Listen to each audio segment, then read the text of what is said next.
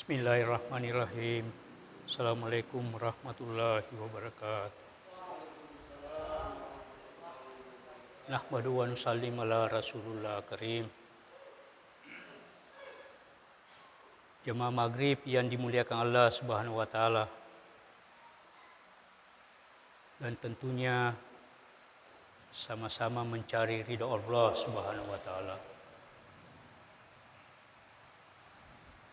Segala puji hanya milik Allah Subhanahu wa taala. Bersyukur kita hanya pada Allah Subhanahu wa taala atas segala nikmat-nikmat yang Allah telah berikan kepada kita. Terutama nikmat iman. Sehingga yang mulia dengan hidayah yang Allah telah berikan kepada kita, maka kita mudah melaksanakan perintah-perintah Allah Subhanahu wa taala.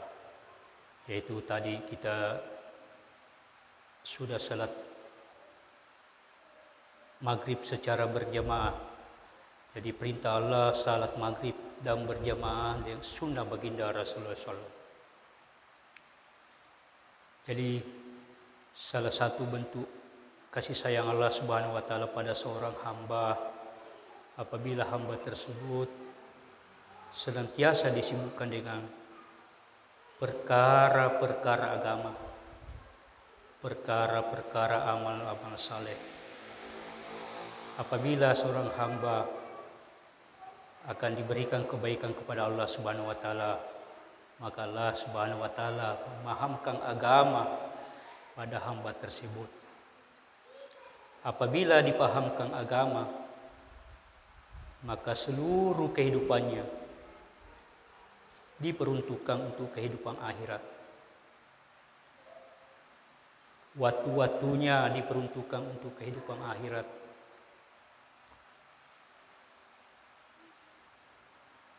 Harta-hartanya diperuntukkan untuk kehidupan akhirat.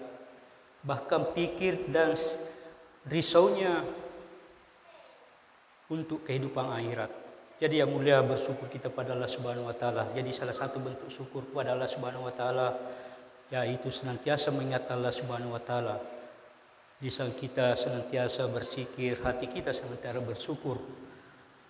Jadi apabila kita senantiasa ingat Allah Subhanahu wa taala, maka Allah Subhanahu wa taala senantiasa bersama kita. Sehingga yang mulia Nabi Musa alaihissalam berkata kepada Allah Subhanahu wa taala, "Ya Allah, Engkau begitu baik, bagaimanakah cara kami untuk mensyukurinya atau bersyukur kepadamu?" Maka Allah firmankan, "Salah satu bentuk syukur kamu kepada aku yaitu adalah apabila Engkau senantiasa mengingatku." Ya, apabila kita senantiasa ingat nikmat-nikmat Allah Subhanahu wa taala, maka Allah akan tambah nikmat-nikmat tersebut. Jadi yang mulia, bentuk syukur itu sebanyak kita bersyukur kepada Allah Subhanahu wa taala, sebanyak kita mengingat Allah Subhanahu wa taala, maka sebanyak itulah syukur-syukur kita kepada Allah Subhanahu wa taala. Jadi yang mulia, tadi dikatakan salah satu kecintaan Allah Subhanahu wa taala kepada seorang hamba apabila disibukkan dengan amal-amal agama. Jadi berpindah dari amal yang satu ke amal yang lain. Jadi amal itu ada waktu-waktunya, Pak. Setiap waktu ada amalnya, setiap amal ada waktunya.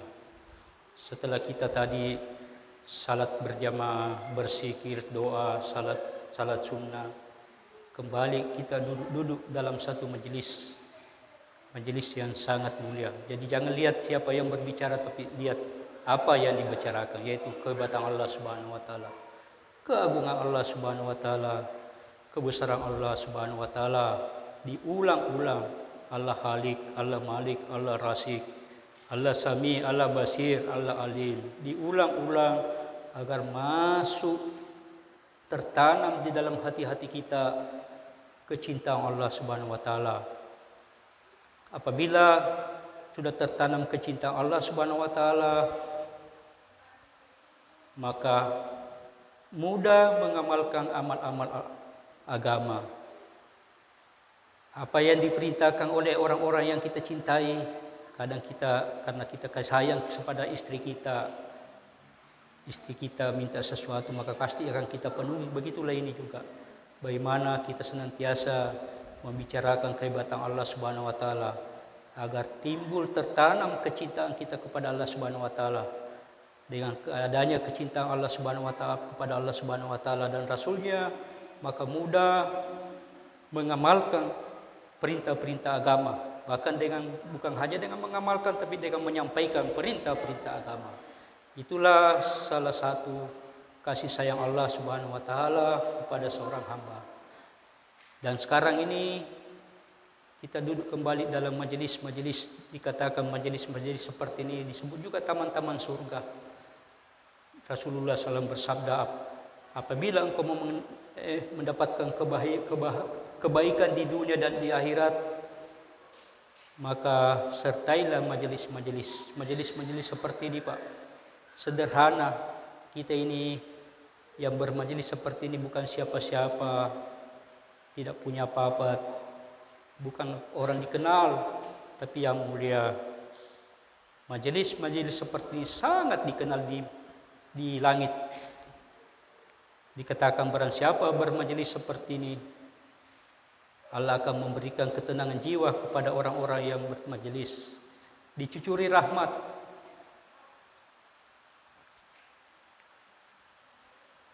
Allah Subhanahu wa taala membangga-banggakan di hadapan para malaikatnya orang-orang yang senantiasa bermajelis seperti ini. Bahkan yang mulia, malaikat setiap saat senantiasa mencari majelis-majelis seperti ini. Apabila mendapatkannya maka saling memanggil. Dan malaikat juga menyaksikan majelis seperti ini. Bahkan yang mulia begitu hebatnya. Kita ini korbankan sedikit saja waktu-waktu kita, tapi Allah ganjar sangat besar sekali. Nanti apabila majelis ini akan ditutup, maka malaikat berseru, berdirilah, dosa-dosamu telah diampuni Allah Subhanahu wa taala. Allahu Akbar. Apa nilainya, Pak? 5 menit, 20 menit duduk-duduk seperti ini bermajelis. Meninggalkan majelis-majelis ini sangatlah rugi. Kenapa, Pak? Karena memang sekarang kita belum dapat keuntungannya, tapi nanti di akhirat maka akan kita menyesal. Bahkan yang mulia, orang-orang yang sudah masuk surga yang sangat menyesal apabila ada waktu-waktunya tidak digunakan untuk mengingat Allah Subhanahu wa taala, tidak digunakan untuk berzikir kepada Allah Subhanahu wa taala.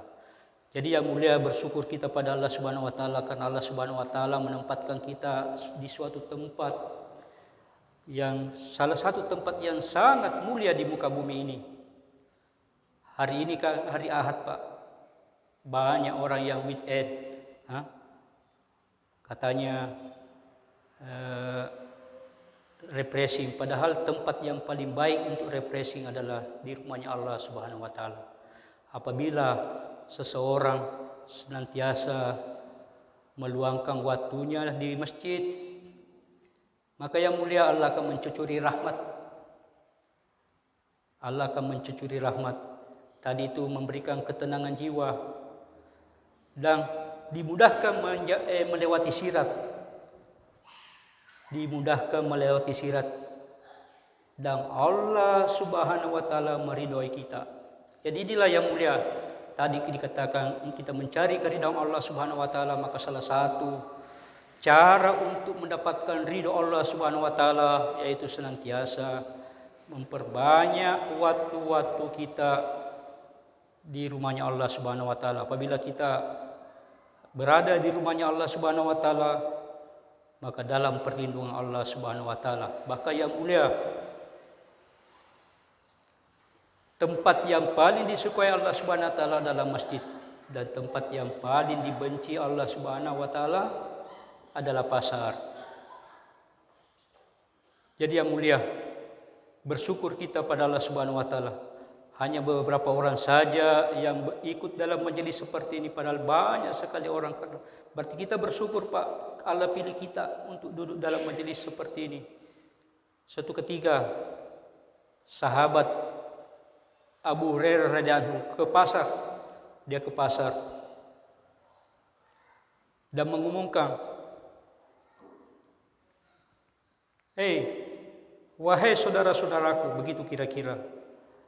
Di masjid ini sekarang ada pembagian warisan dan wasiat dari baginda Rasulullah SAW. Maka yang mendengar pemberitaan itu, maka orang-orang yang di pasar sebagian berlarian ke masjid dan melihat di masjid ada yang sementara bermajelis seperti ini, ada yang sementara salat, ada yang sementara tilawat Quran, ada juga yang sementara saling membicarakan kebesaran Allah Subhanahu wa taala. Jadi yang mulia, maka setelah sahabat dan dari pasar melihat di masjid yang dimaksud itu mungkin ganina ya, warisan-warisan seperti, maka dia kembali ke pasar. Maka yang mulia Abu Hurairah bertanya, apa yang kau lihat di pasar, di masjid? Tidak ada warisan Rasulullah SAW. Jadi inilah sebenarnya Pak warisan Rasulullah SAW, wasiat daripada Rasulullah SAW. Jadi kita bersyukur karena kita diberi wasiat seperti ini. Tidak semua orang, ini lebih baik daripada dunia dan isinya Pak. Jadi yang mulia, wasiat atau warisan dari Rasulullah SAW itu adalah amal-amal masjid. Tadi sudah dijelaskan, yaitu taklim wa taklum, yaitu berbicara, mendengar dan membaca hadis-hadis baginda Rasulullah SAW. Yang kedua adalah zikir wal ibadah, salat, zikir, tilawat Al-Quran. Yang ketiga adalah tadi ini taklim wa taklum, belajar tentang hadis-hadis untuk meningkatkan amal, mengetahui amal apa yang kita buat. Yang kedua adalah zikir wal ibadah, untuk mendekatkan diri kepada Allah Subhanahu wa taala, senantiasa berzikir, tilawat Al-Qur'an, salat. Dan yang ketiga adalah dakwah wa tabligh, saling ingat mengingatkan, maka ini akan meningkatkan iman. Dan yang terakhir adalah hikmat, keperluan, maka ini akan memberikan kasih sayang sesama kita karena saling memberikan keperluan-keperluan. Inilah yang harus kita buat, amal-amal seperti ini. Begitu pula yang mulia, marilah kita senantiasa meringkan salam dan salawat kepada baginda Rasulullah SAW. Allahumma shalli. Jadi yang mulia jemaah maghrib yang dimuliakan Allah Subhanahu wa taala, perkara yang paling penting dalam kehidupan dunia ini yang hanya sementara menuju ke kehidupan akhirat yang selamanya adalah perkara agama. Saya kasih gambaran dulu Pak, masalah perjalanan kita. Dalam perjalanan kita itu ada beberapa tahap. Yang pertama adalah alam roh atau alam marwah, di mana seluruh roh-roh manusia dari awal sampai di akhir dikumpulkan.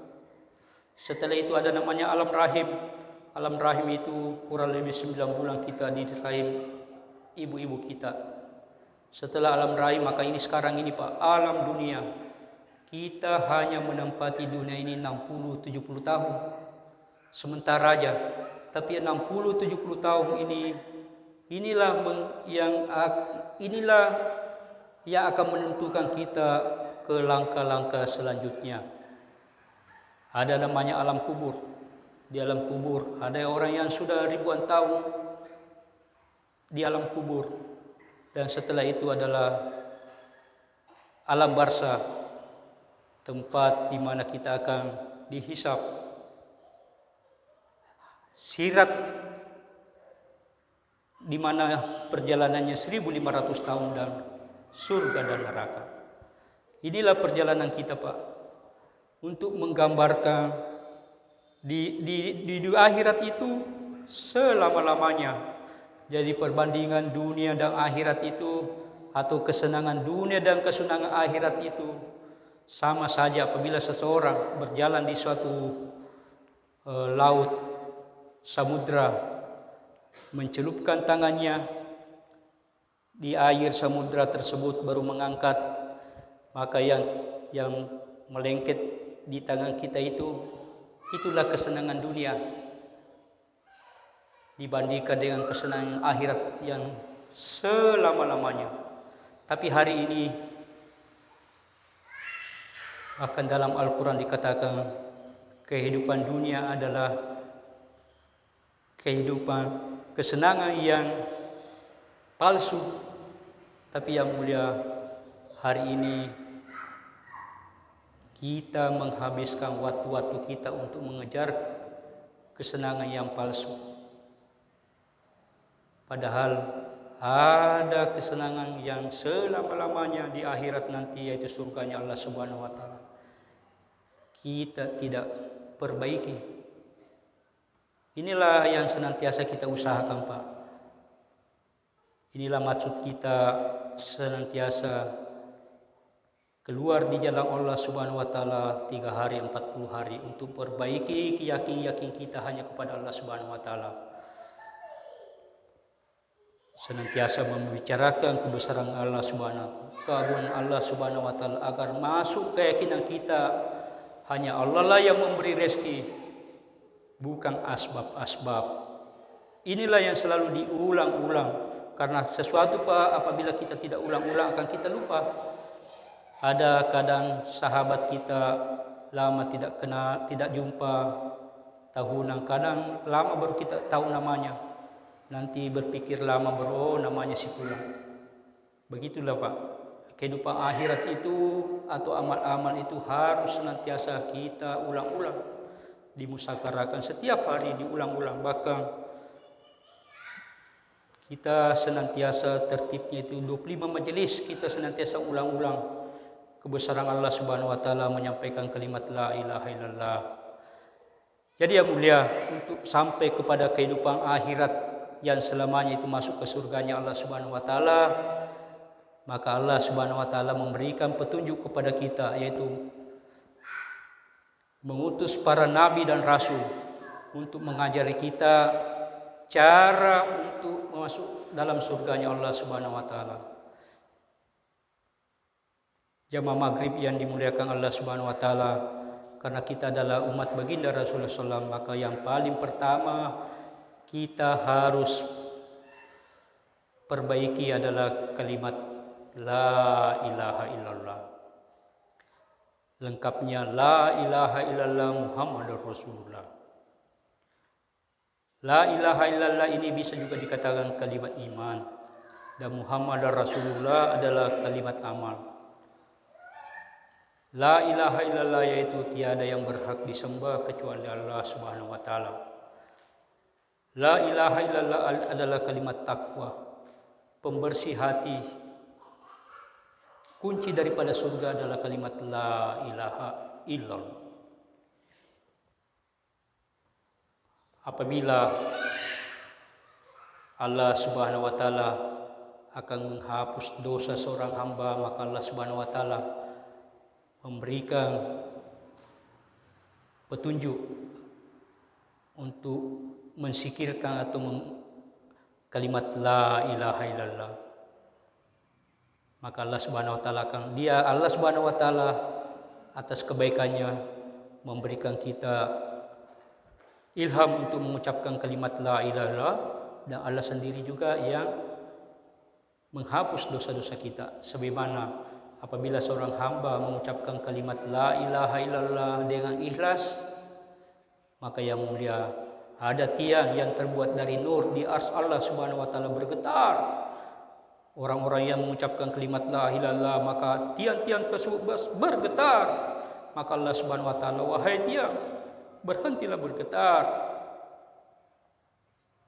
Maka tiang tersebut berkata, ya Allah, bagaimana kami tidak mau berhenti bergetar? Engkau belum mengampuni hambamu yang mengucapkan kalimat la ilaha illallah.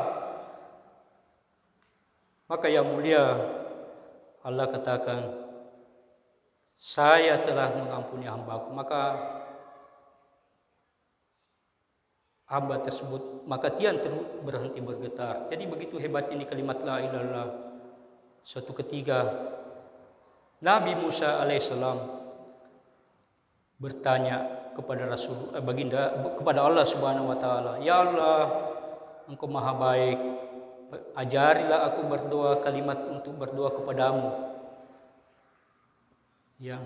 Maka yang mulia Allah berfirman, bacalah kalimat la ilaha illallah, ucapkanlah kalimat la ilaha illallah. Maka Nabi Musa katakan, "Ya Allah, kalimat tersebut telah Engkau ajarkan kepada umatmu yang lain, nabi-nabi sebelum saya. Ajarilah aku yang lebih khusus daripada itu." Maka Allah katakan, ucapkanlah kalimat la ilaha illallah.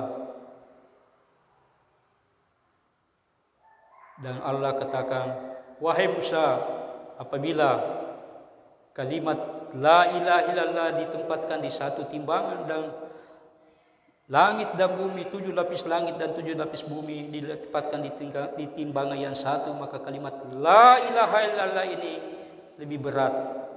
Inilah yang mulia, senantiasa kita zikirkan kalimat la ilaha illallah. Bukan cuma mengamalkannya, mendakwakan kalimat la ilaha illallah, menyampaikan kepada semua orang pentingnya kalimat la ilaha illallah. Jamaah maghrib yang dimuliakan Allah Subhanahu wa taala, Muhammad adalah utusan Allah Subhanahu wa taala. Agar sempurna iman kita, sehingga Rasulullah SAW bersabda, "Tidak sempurna iman seseorang di antara kamu sehingga segala keinginannya mengikuti ajaran yang aku bawa."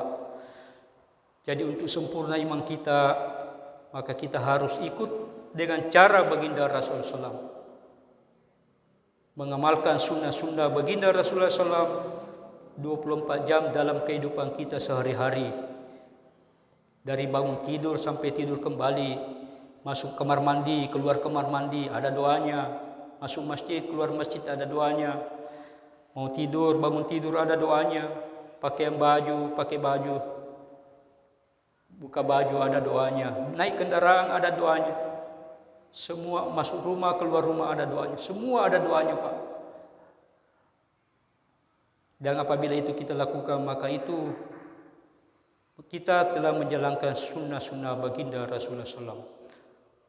Apabila kita tidak buat atau tidak belajar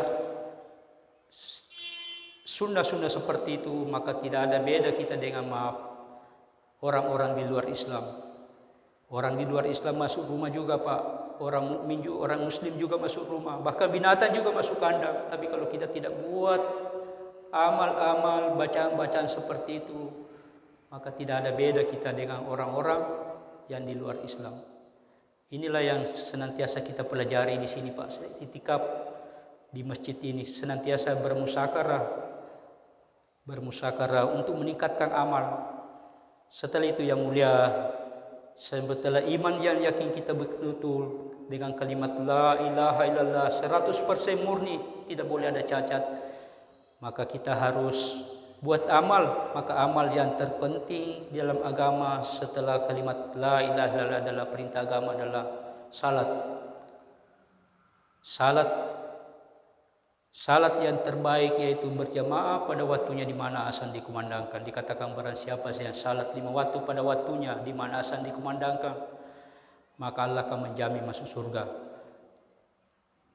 Pembeda antara orang kafir dan orang Islam adalah salat. Maka yang mulia, begitu hebat ini salat. Salatlah nanti yang paling pertama nanti dihisab di hari kiamat. Apabila salat kita baik, maka baik juga amal-amal yang lain.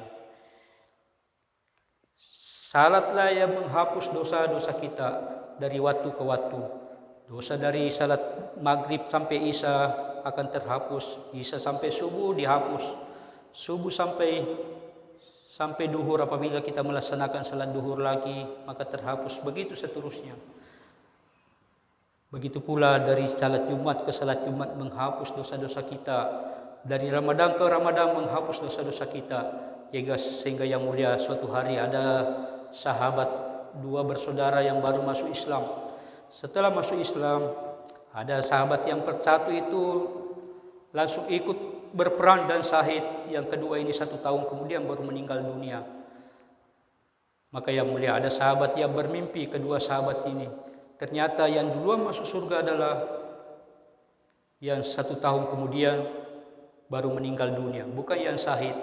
Maka yang mulia persoalan ini ditanyakan kepada baginda Rasulullah SAW. Maka Rasulullah SAW bersabda mengatakan, bukankah yang meninggal 1 tahun kemudian itu sampai masuk surga lebih dulu, karena dia salat kurang lebih dalam 1 tahun itu 6.000, kurang lebih 6.000 rakaat, 6.000 rakaat. Dari salat ke salat menghapuskan dosa, dari Jumat ke Jumat menghapuskan dosa, dari Ramadan ke Ramadan menghapuskan dosa. Jadi yang mulia, inilah yang harus kita senantiasa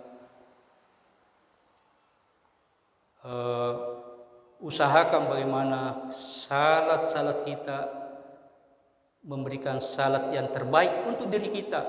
Karena kalau persoalan dunia Pak, semua mau terbaik, mau harta yang terbaik, pekerjaan terbaik, istri yang terbaik, anak-anak yang terbaik, rumah yang terbaik, semua terbaik. Dan salat juga karena keinginan kita untuk diri yang terbaik, itu juga jadi motivasi kita untuk mendapatkan, memberikan salat yang terbaik. Salat yang terbaik yaitu berjamaah pada waktunya di mana azan dikumandangkan. Setelah bagus salat kita, agar meningkatkan amal-amal kita, maka kita harus belajar. Dalam agama itu ada ilmu, amal, dan sampaikan. Untuk belajar itu maka kita belajar hadis-hadis. Ada namanya taklim wa taklum di amal-amal masjid, itulah untuk meningkatkan amal. Setelah itu di rumah-rumah kita, agar rumah-rumah kita juga hidup amal-amal agama, kita juga buat taklim wa taklum seperti di rumah-rumah kita, bersama ahli keluarga kita. Salah satu cara untuk meningkatkan amal dengan membaca hadis-hadis, yaitu seperti ini Pak, antara maghrib isya inilah waktu yang sangat mahal Pak. Dengan waktu yang sangat mahal ini maka akanlah ganjar dengan pahala yang sangat besar, yaitu barang siapa yang beriktikaf antara maghrib dan isya, maka akan bangun istana di surga. Mungkin karena ada keperluan untuk mendapatkan istana di surga, cukup juga dengan membaca Al-Ikhlas, Qul huwallahu ahad 10 kali, maka Allah akan memberikan istana di surga. Amal-amal maghrib dan isya seperti ini Pak, kita senantiasa itikaf antara maghrib isya, buat amal, tilawat Al-Quran, salat sunnah, zikir dan lain sebagainya, berbicara-bicara agama. Ada amal yang sangat besar antara maghrib dan isya, yaitu barang siapa yang salat sunnah 6 rakaat, 2 rakaat antara maghrib, setelah salat maghrib maka diberikan ibadah pahalanya 12 tahun ibadah. Kadang saya tanya orang bilang, betul ke itu? Bagaimana tidak tahu? Karena tidak baca ini tadi hadis-hadis. Bahkan barang siapa yang membaca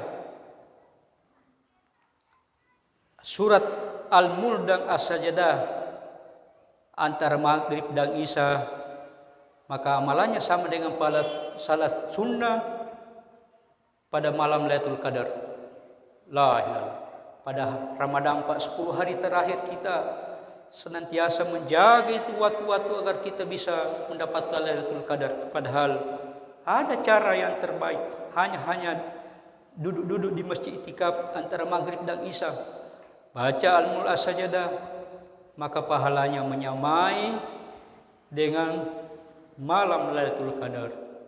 Apa artinya kita dapat harta-harta di luar antara maghrib dan isya, bahkan juga mungkin dosa yang kita dapat kalau kita keluar masjid. Ini ada amalan yang paling besar, mungkin kita tidak rasa sekarang Pak, tapi nanti di akhirat akan kita sangat menyesal kalau ada waktu-waktu kita yang tidak perlu sampai kita keluar masjid antara maghrib dan isya.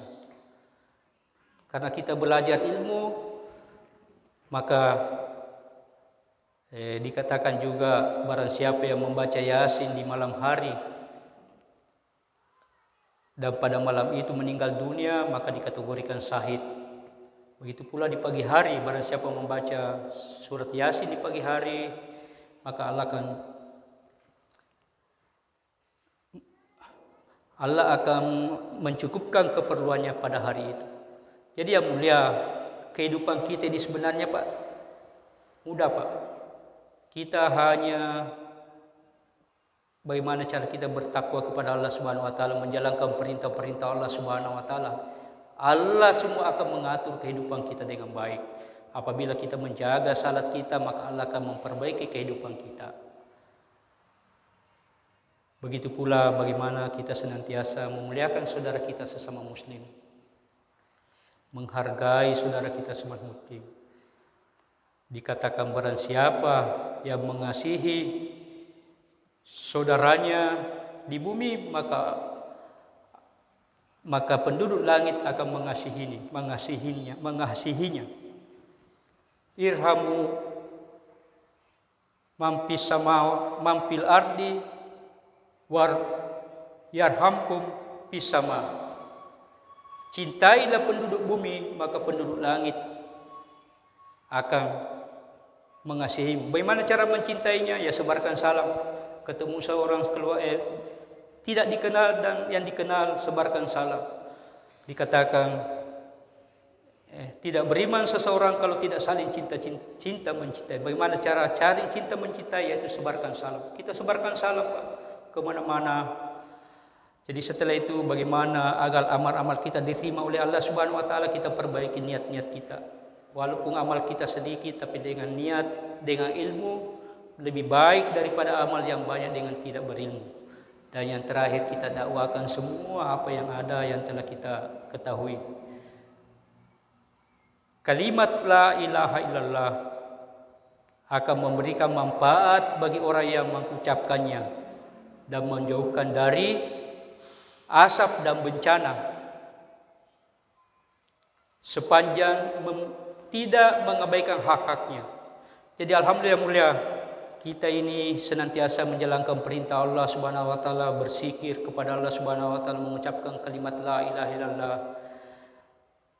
Maka ya mulia, tadi dikatakan kalimat la ilaha illallah akan memberikan manfaat bagi orang yang mengucapkannya dan menjauhkan dari asap dan bencana sepanjang tidak mengabaikan hak-haknya. Maka yang mulia, apa hak-hak daripada kalimat la ilaha illallah? Yaitu kemaksiatan kepada Allah kita tidak cegah dan tidak mengubahnya. Kita tidak dakwakan kalimat la ilaha illallah kepada Allah Subhanahu wa taala.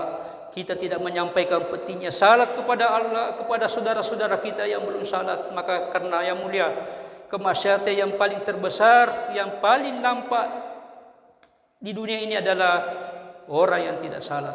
Maka kita sampaikan pentingnya salat kepada keluarga kita, anak-anak kita, saudara-saudara kita, kepada semua orang. Inilah yang senantiasa kita perbaiki Pak, agar dalam akhir hayat kita mampu mengucapkan kalimat la ilaha illallah. Senantiasa kita zikirkan la ilaha illallah dan sampaikan kalimat la ilaha illallah. Jadi untuk mendapatkan semua ini, maka harus kita berkorban untuk meluangkan waktu-waktu kita seperti ini. Karena waktu inilah mungkin yang bisa kami sampaikan Pak. Semoga apa yang kita sampaikan itu ada benarnya. Kalau itu ada benarnya, dan itu pasti dari Allah Subhanahu wa taala. Kalau ada salahnya, pasti atas kekeliruan dan kebodohan kami. Untuk itu kita senantiasa belajar sampai kita tiada lagi. Baik, kita tutup doa kifarat majelis. Subhanallah wa bihamdihi, subhanaka wa bihamdika, asyhadu an la ilaha illa anta, astaghfiruka wa atubu ilaik. Subhana rabbika rabbil izzati amma yasifun, wa salamun alal mursalin, walhamdulillahi rabbil alamin. Assalamualaikum warahmatullahi wabarakatuh. Allah